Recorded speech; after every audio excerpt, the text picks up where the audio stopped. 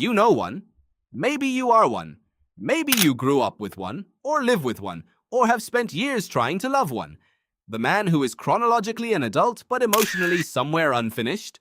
The one who shuts down when things get hard. Who makes everything about himself when you are hurting.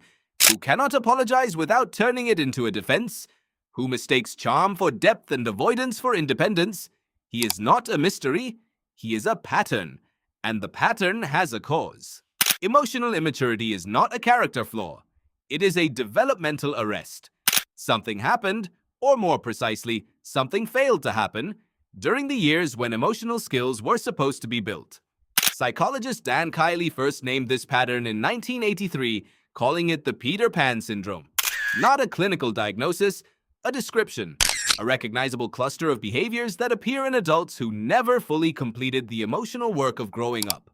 Kiley's observations were dismissed by some at the time, but decades of developmental psychology since have only confirmed what he saw. Emotional development is not automatic. It does not happen simply because a body grows older. It requires practice, repeated exposure to difficult feelings, repeated experience of being held through those feelings by a safe person, repeated opportunities to fail, to repair, to try again. This is called co-regulation. A child who is consistently met with warmth and stability when distressed gradually internalizes those tools. The nervous system learns that discomfort is survivable. That conflict can be resolved. That vulnerability does not mean destruction. But many boys do not get this. They get the opposite. They get silence when they cry, distance when they need closeness, a father who never modeled emotional language, a mother who either smothered or withdrew, a culture that told them from the beginning that feelings are weakness, that needing is shameful, that strength means never letting anyone see you struggle, and so they stop. They stop feeling in the dangerous directions. They learn to deflect, to minimize, to joke, to disappear. The emotional self goes underground, and the body keeps growing. Psychologist John Gottman's research on couples reveals something striking. The single strongest predictor of relationship failure is not conflict. It is emotional withdrawal. What Gottman calls stonewalling. And stonewalling is far more common in men. Not because men feel less. Research by psychologist Ronald Levant at the University of Akron has shown that many men experience a condition he calls normative male alexithymia, a reduced ability to identify and name their own emotional states.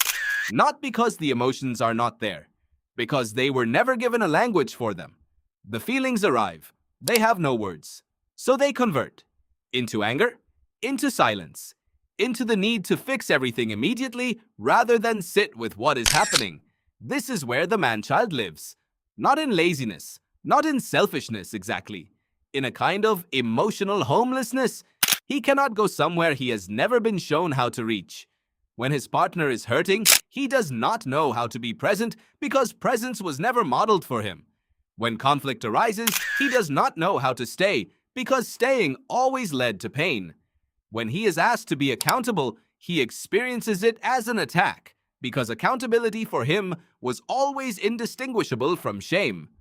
None of this excuses the behavior. That is important to say. An adult who damages the people around him because of his unresolved wounds is still responsible for that damage. Understanding the origin of a pattern is not the same as accepting its continuation, but it changes the question. The question is no longer what is wrong with him. The question is what happened to him. And more importantly, what is he willing to do about it now? Because here is the part that matters. Emotional development does not have a closing date. The brain retains plasticity into adulthood. The skills that were not built in childhood can be built now, with effort, with discomfort, with the right support. Therapy works, not because it excavates the past endlessly, but because it builds the capacity to tolerate what was previously intolerable, to feel without fleeing, to stay when every instinct says leave, to say I was wrong without following it immediately with but you. The man-child is not a fixed type. He is an unfinished person who has convinced himself and everyone around him that he is done. The work is not finished. It never was. It was just waiting for him to start.